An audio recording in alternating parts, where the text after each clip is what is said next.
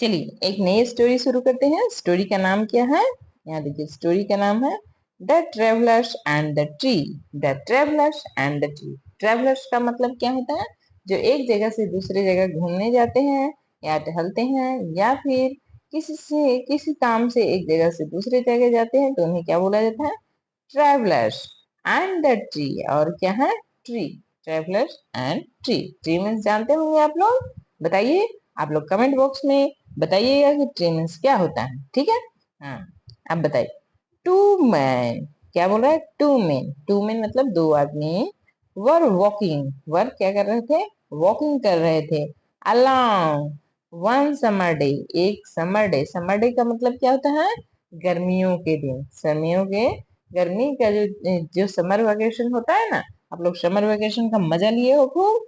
तो summer vacation के, summer summer मतलब ग्रीष्म ऋतु, तो समर डे में दो आदमी क्या कर रहे थे? वॉकिंग कर रहे थे। एक जगह से दूसरी जगह कहीं पे साथ में जा रहे थे। सून इट, जल्दी ही, वी कम टू हॉट, बहुत गर्मी थी। गर्मियों में आप देखते हो कि एक जगह से दूसरी जगह जाना कितना मुश्किल होता है गर्मी के कारण।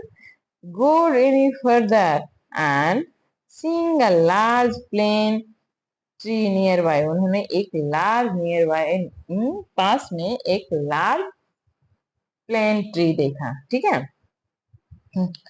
They threw themselves on the ground to rest it in its shade। क्या बोल रहा है?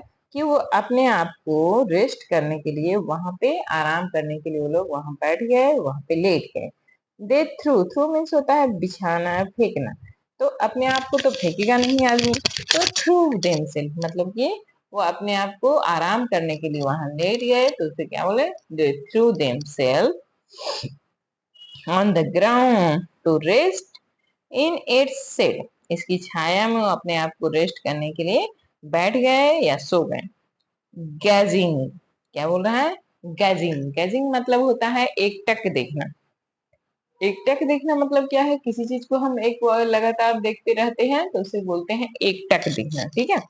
Gazing up into the branches, वह उनके ब्रांचेज को एकटक देखता रहा। One man said to the other, एक आदमी दूसरे आदमी से कहा। One man said to the other, क्या कहा? एक आदमी दूसरे से कहा, व्हाट अ यूजलेस ट्री। बोल रहा है कि क्या ये यूजलेस ट्री है। यूजलेस मतलब बिना इस्तेमाल योग्य ट्री है। It does not have fruit and nuts, बोल रहा है कि नहीं तो इसके पास फ्रूट्स है, नहीं नट्स हैं। दैट वी कैन ईट, जिसे हम खा सकते हैं। We can not even use its wood for everything, बोल रहा है इसके लकड़ी का भी हम किसी चीज के लिए उपयोग नहीं कर सकते हैं। वो वो दोनों उसी पेड़ के नीचे, उसी पेड़ की छाया के नीचे बैठे हैं, और उसी पेड़ को वो लोग क्या कर रहे थे? दोष दे रहे थे। उसी पेड़ को वो कोस रहे थे। क्या कर रहे थे? Grazing up into the branches. हाँ, उनके उस पेड़ के ब्रांचेस को एकटक निहारते हुए, एकटक देखते हुए उन्होंने बोला। एक आदमी दूसरे आदमी से बोला, व्हाट अ यूजलेस ट्री, क्या ये यूजलेस ट्री है? न तो इसमें फ्रूट्स हैं, न तो इसमें नट्स हैं। अब आप बताइए, आपको नट्स का मालूम? नट्स किसे कहते हैं?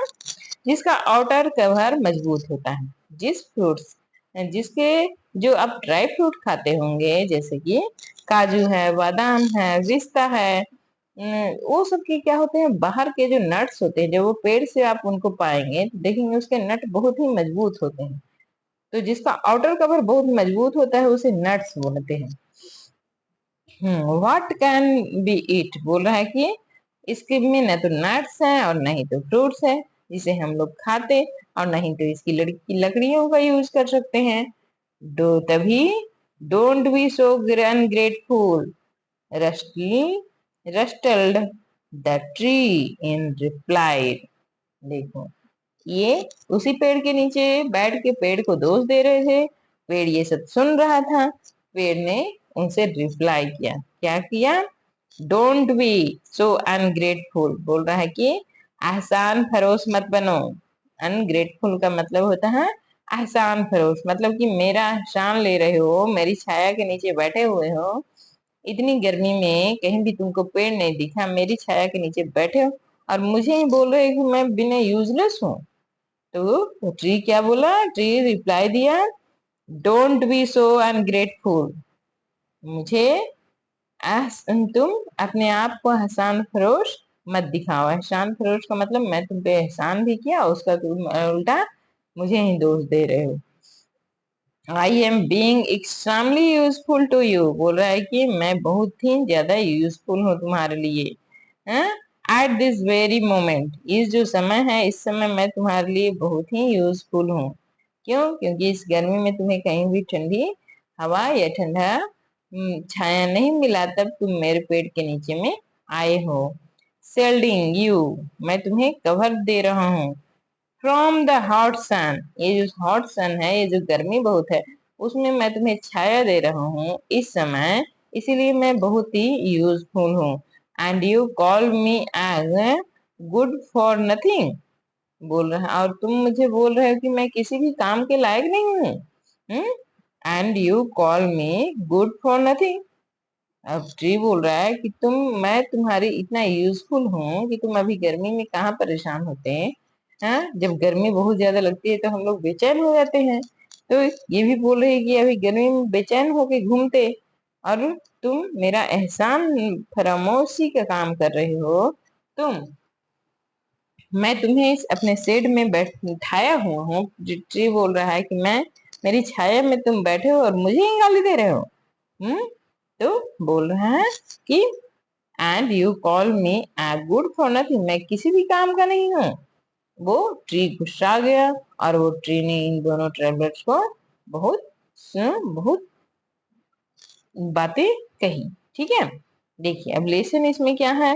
All the gods creation have a purpose, बोल रहा है कि जो गॉड का जो भी क्रिएशन होता है सबका कुछ न कुछ उद्देश्य होता है।